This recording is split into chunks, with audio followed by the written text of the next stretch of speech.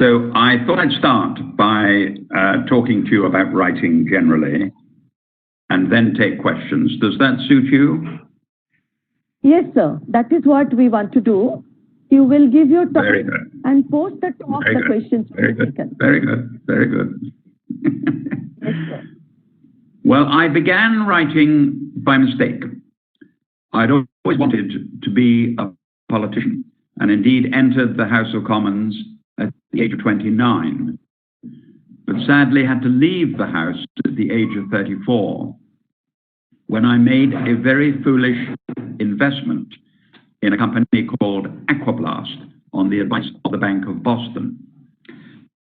And I didn't have a job to go to. So I decided to write my first book, Not a Penny More, Not a Penny Less, not really knowing anything about publishing or indeed about writing.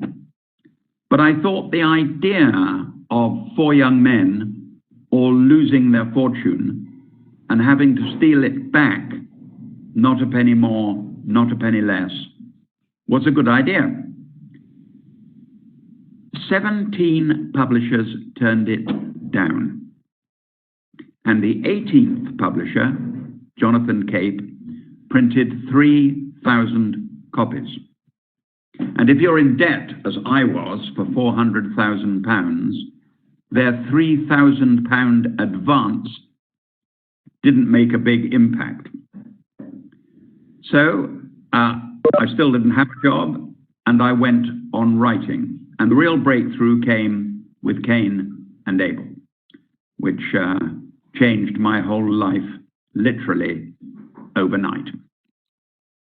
Now, first I'm going to talk to you about my routine, and then the question that so many Indians ask, where do you get the ideas?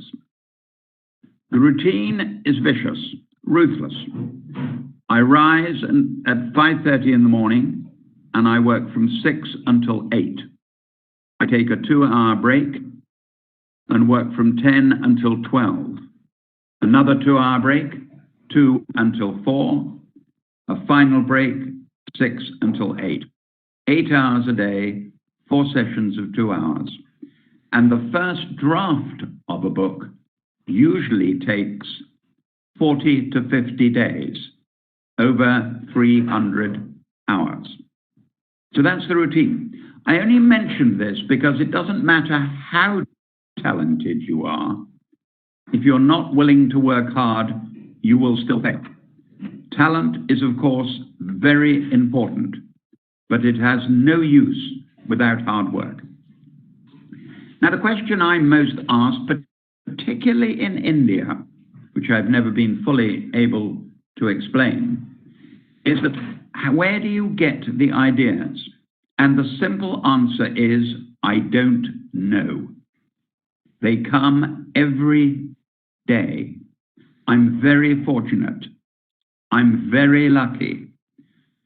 I got up this morning to write the 3rd draft of the new book, and 3 new ideas came.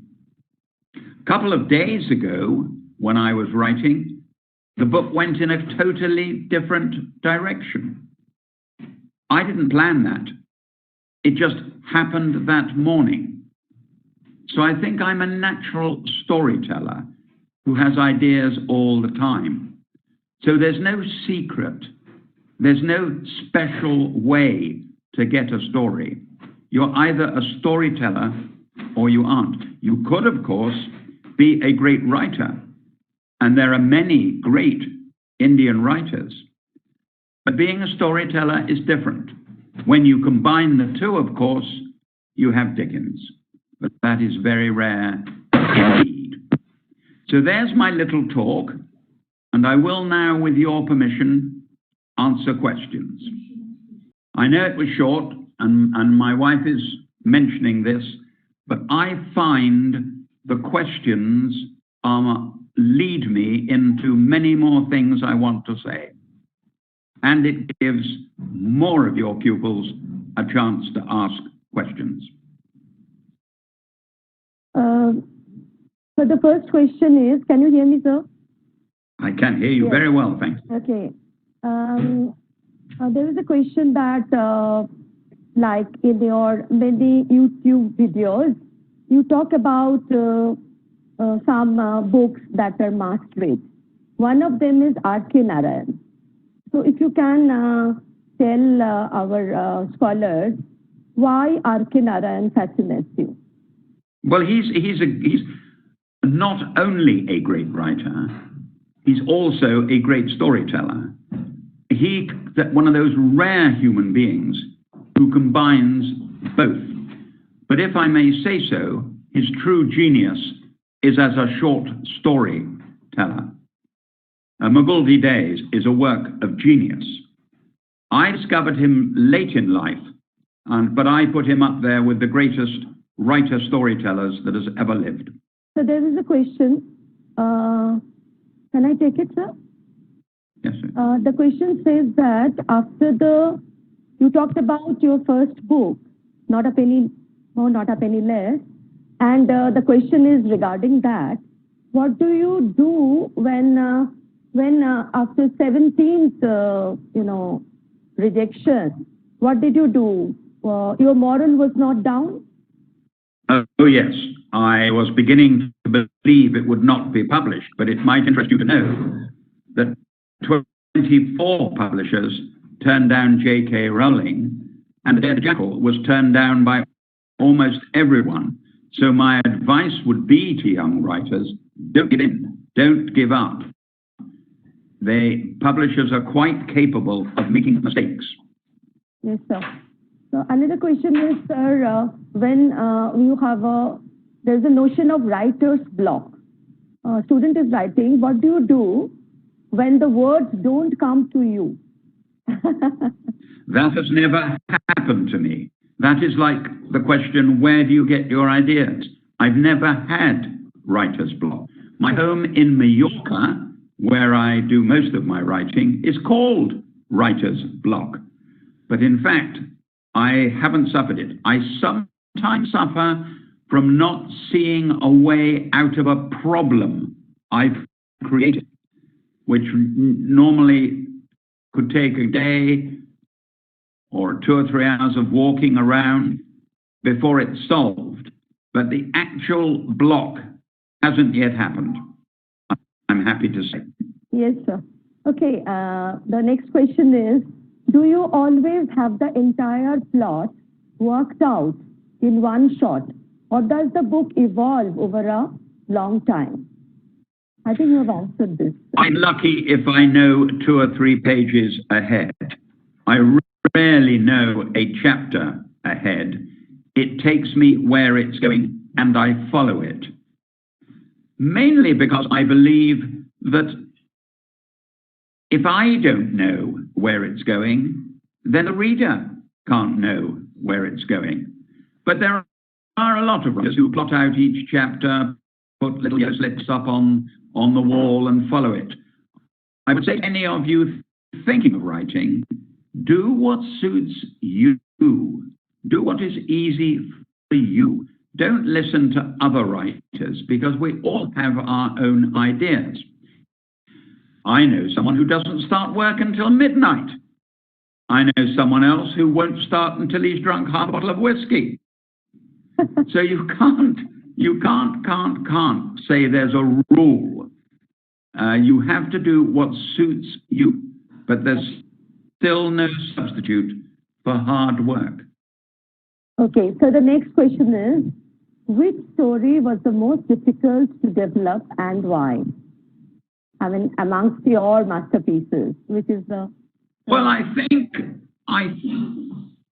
Paths of Glory was the greatest challenge, because many people, particularly in your country, are aware of Everest and aware of its history.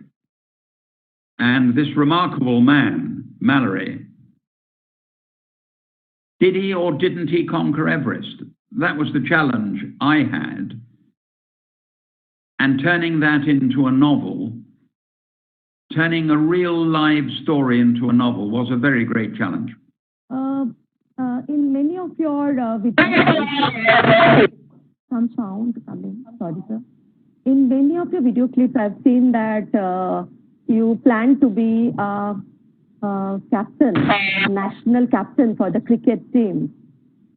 Well, I'm the natural captain of the England cricket team. You clearly have not done your research properly. If you had talked to my friend Sachin Tendulkar or D.S. Laxman or Rahul Dravid, they would tell you Geoffrey is the natural captain of the England team.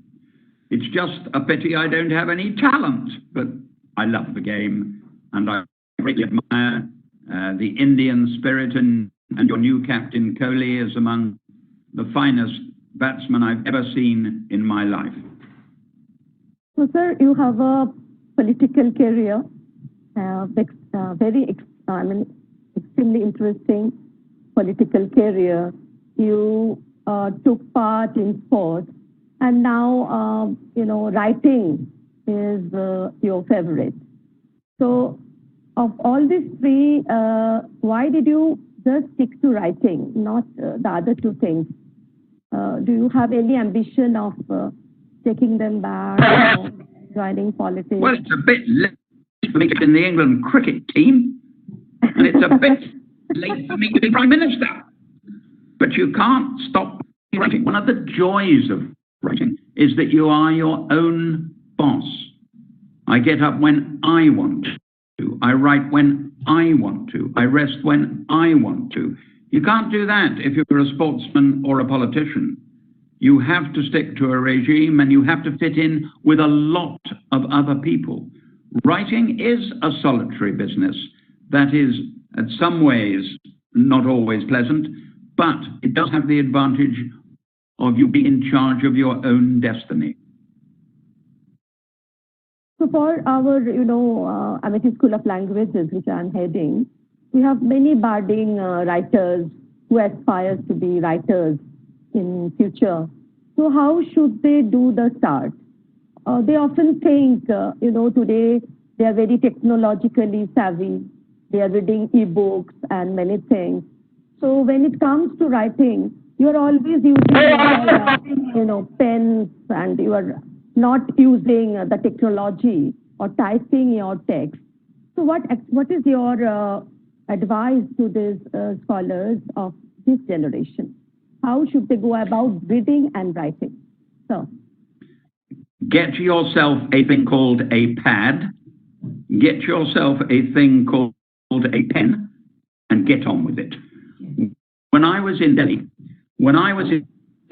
a 12-year-old girl came up on the stage and told me she was already better than me, and she'd already had a book published, and she was going to have another book published. So I knew my place, you can be sure. But there's 1,000 excuses for not writing a book. If you feel you've got the story in you, if you feel you've got an idea, get on with it. Okay, sir, thank you. And the question next that is appearing is, for you, as a writer, does the character take primacy or the plot?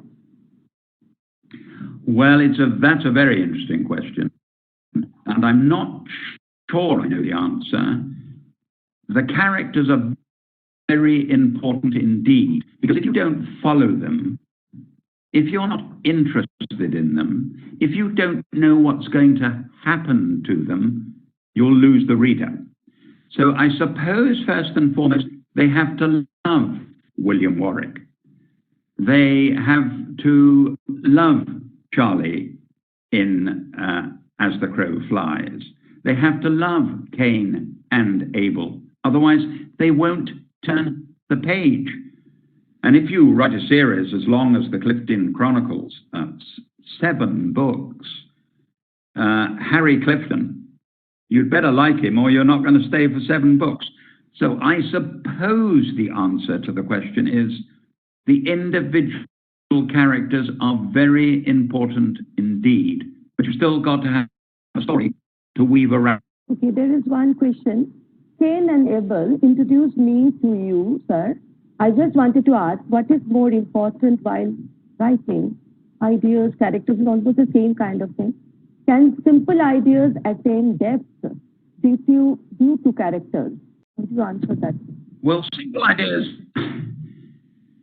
I mean, some of the greatest masterpieces ever written could be written in a half page, or a simple idea could be written in a half page. Jane Austen, a great storyteller and a great writer, you could pretty well sum up her book by saying it's pretty desperate women trying to find a husband. But wow, do you turn the pages finding out what's happening to these pretty desperate women. So she found that book was a success when she did it with 4 women. So she then did it with 3 women. She then did it with 2 women. And then she did it with 1. It can be as simple as you like, but you still have to have the gift she had in spades, the ability to turn the page.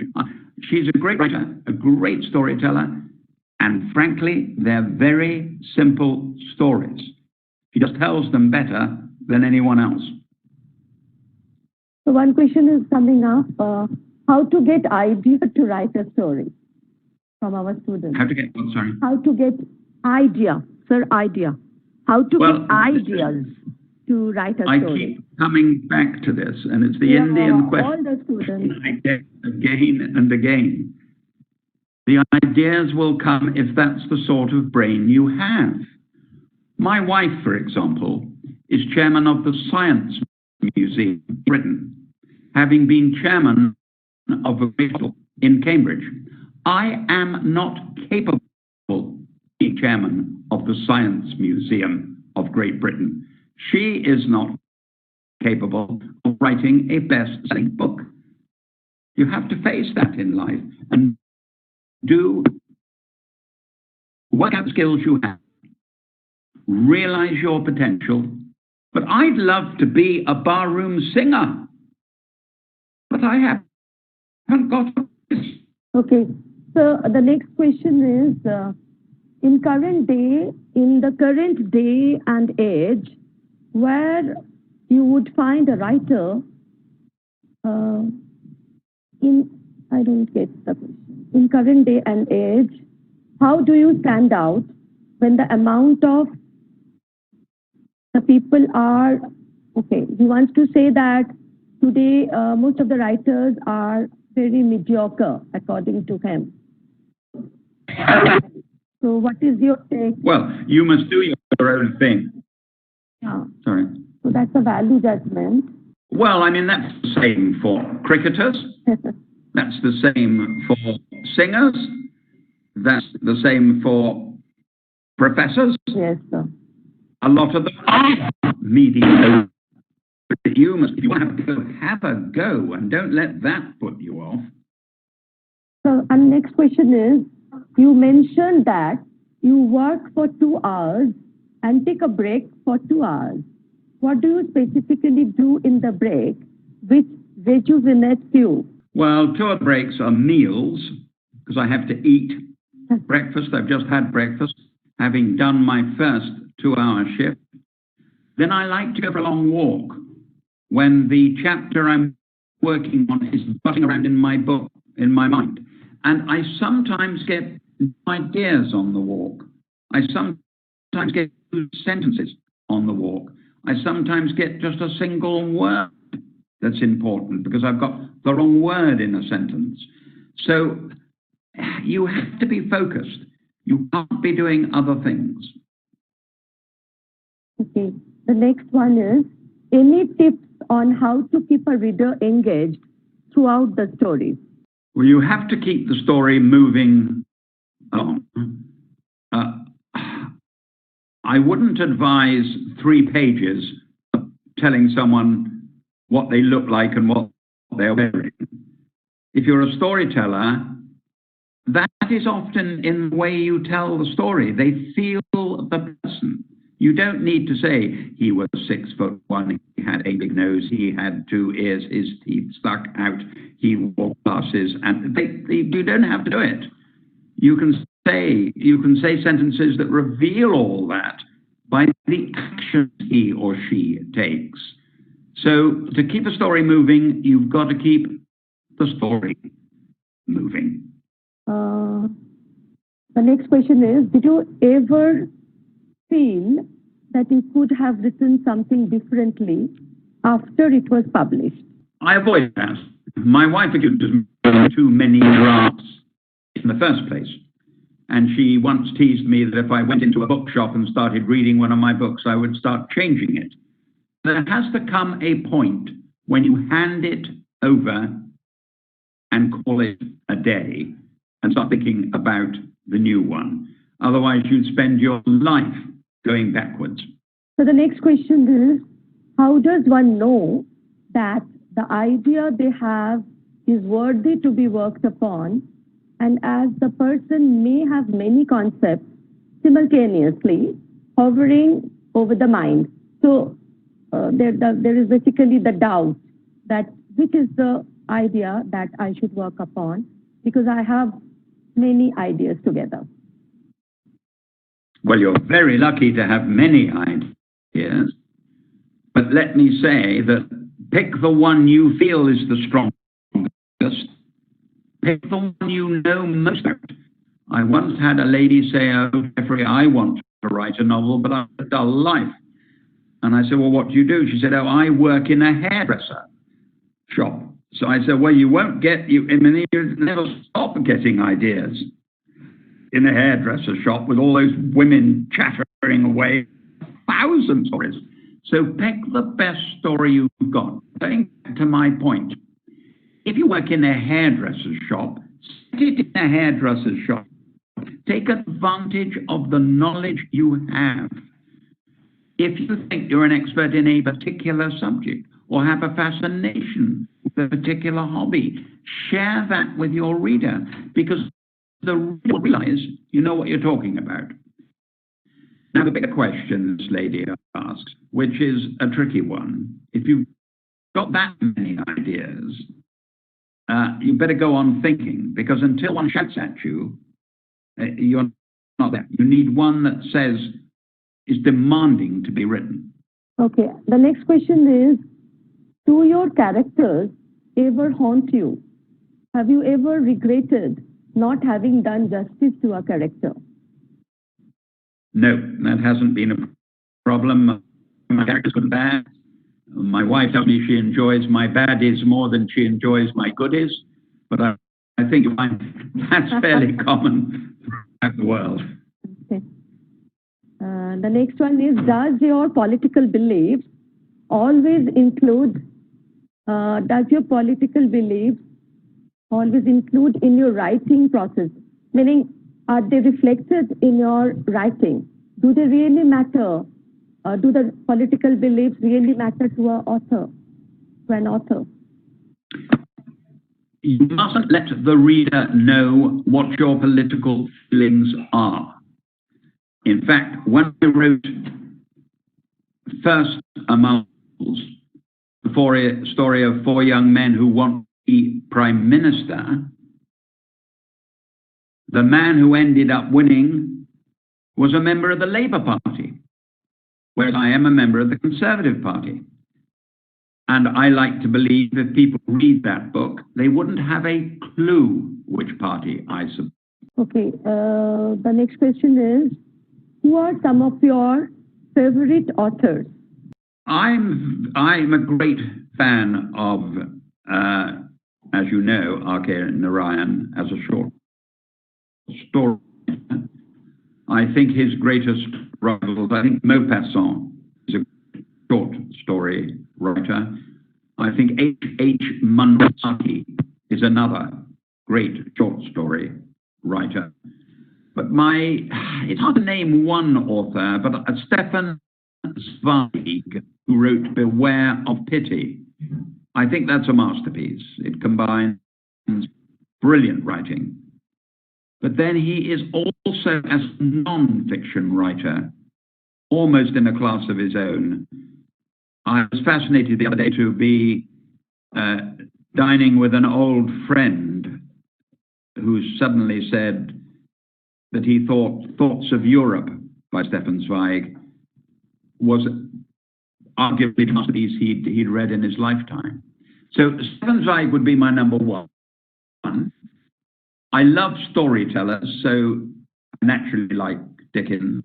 I think A Tale of Two Cities is a wonderful piece of storytelling, though my wife tells me Bleak House is a much superior book. But that is the great thing about reading and writing. You do your own thing and hope the public likes it.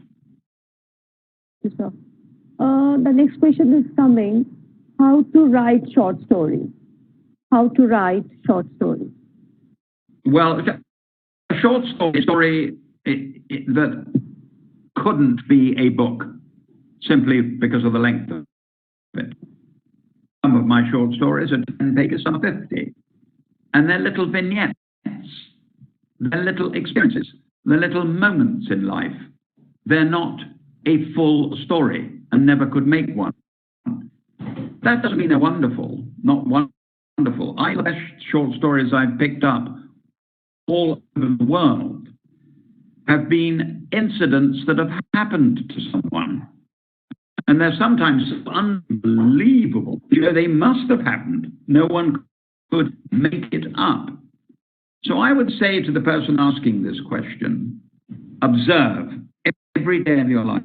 Look, watch, observe, listen, and get it all into the brain. There's no hurry, despite my 12-year-old from India telling me she's going to beat me into the ground, and I hope she does. There's no hurry. I didn't write my first book until I was 37 years old, 36, 37 years old. There's no hurry. And I've been writing constantly for over 40 years since. Get a bit of experience in life. Get to know people. Get a feeling for things. You don't have to rush into print age of 14. But if you're a God-given, gifted writer, and there aren't many of those, I can understand you might start early. I can understand a writer who is going to be an important writer might start early, and it almost might be the only thing they in their life. But that's very, very, very rare. Thank you, sir. The next question is, amongst the upcoming authors, who do you think is doing good work and why? It's always tricky to talk about one's contemporaries, and not least because there are obviously some very fine writers whose wouldn't necessarily be naturals for me, because we currently have, if you look at the bestsellers list, 8 of the 10 writers, London Times bestsellers this week, are women. And they're often writing about trying to find a man or having an affair or a marriage busting up. And that actually isn't the sort of book I like to read. My book of the year is definitely A Gentleman in Moscow. I found that quite outstanding. Loved it from beginning to end. And the year before, The Tattooist of Auschwitz. Now, why did I like these two stories? Because they couldn't be more different. But they were stories. One about a man who's stuck in a large hotel in Moscow, who's a gentleman and a friend of Lenin. And Lenin ought to kill him because he's an aristocrat, but he can't. So he puts him in a large hotel and you follow his life. And that was fascinating. Auschwitz is totally different. It's the story turned into a novel of the man who printed the numbers on the arms of those poor Jewish people who were jailed, who were put in concentration camps. But it's a love story. You couldn't believe out of that terrible situation would come a magical love story. So those are my two stories of the year, of the last couple of years. Yes, sir. Next question is, my question is how you know that this is the story that world would like to know, and that is the story which is unique because everyone has a story to tell. That is... Well, I'm not sure everyone does have a story to tell. I suspect there's a short story, an incident, something that's happened in their life, which is unusual and fascinating for people. And I always am fascinated to learn about other people's professions. So when I meet an engineer, when I meet, as I said, the lady in the hairdressers, I know they'll have a story to tell me. But that doesn't mean they're going to be a writer. That doesn't mean they can put it on paper. In fact, the Irish can't stop telling stories. And some of them can't even write, but that doesn't stop them being storytellers. Okay, so the next question is, I feel like I always have a feeling that all my ideas are derivatives. I don't feel like they're too original. What can I do? Coming from a student. Well, I'm sorry to say that that's a bit like my singing. I'd very much like to do an opera, but I'm afraid I can't. My wife's saying something. There are no original stories. Sorry? There are no original stories. It's how you tell them. My wife is saying, so this is not me, but she has a PhD and she's a real doctor, whereas I have this very wonderful doctorate that you kindly gave me. She's claiming and saying there are no original ideas. You tell it your way and it becomes original. And I suppose Jane Austen is just that. But nothing new in a love story. It's just how you tell it. I think that's right. All I would say to you boys out there, be careful who you marry. Okay. So the next question is, do you think that there is a subtle hint on truth behind every fiction? Okay, I'll read it, sir. Do you think that there is a subtle hint of truth behind every fiction or every genre? You often see in films nowadays, don't you? And you get it in books. This is based on a true story. And there is no doubt that over the years, I have picked up stories from people that are based on it. For example, I wrote a book called As the Crow Flies about a man who started off selling apples and oranges in the East End of London and ended up owning the equivalent to Harrods. Well, that was based on a man called Sir Jack Cohen, who was a dear friend, who literally began his life in the East End selling apples and oranges, and his very clever wife kept the books. So they were an amazing pair. And what did he end up? He ended up running Tesco's. Tesco's was his company. So he died one of the most successful people in Great Britain, Sir Jack, very amazing man. And I spent a lot of time with him, questioning him about how he opened his first store, how he did his ordering, how he chose his staff. And you may say, well, that's where you got the ideas. No, the idea, as my wife pointed out, was a very simple one. Take a man who starts his life in the East End of London and ends up in the House of Lords, not a great distance, as the crow flies. But you've got to write the 400 pages in between. Yes. Now, I'm going to take 3 more questions. Okay, sir. Because then I have to go and rest before my next session. Yes, sir. So the next question is, sir, you mentioned that writing is a solitary business and it is the internal urge that pushes one to write. So does that mean that one who writes should write because he or she feels like writing? Or does he or she need to take into account the social concerns, even if that doesn't touch the author? Well, you don't, if you're not careful, you start preaching, and that will bore people. If you've got a story to tell, try and tell it. But if you start pushing a cause in the story, the reader will become bored. I mean, it's possible, of course, if they feel as passionately as you do about that particular cause, they'll go with you. But the rest of the world are going to say, wait a moment, I'm not that interested in this, and they'll put the book down. So I've never set out to push a cause or a belief. Just tell the story. Yes, thank you, sir, for that. So next question is regarding translation. So your book has been translated into so many languages. Now, the question is there a part of the story that is lost, that you think is ever lost in translation due to the reader's emotion? How to make sure that the hidden meanings are conveyed properly? So it is about translation of literary work. Very good question. It's a very good question, several levels. One, I speak English, and I'm very much an Englishman, and that everybody says they can see in my books. So I need a translator who captures the fact that I'm English and portrays that to the readers. But of course, I don't speak Hindi, so I haven't got a clue how good the translation is.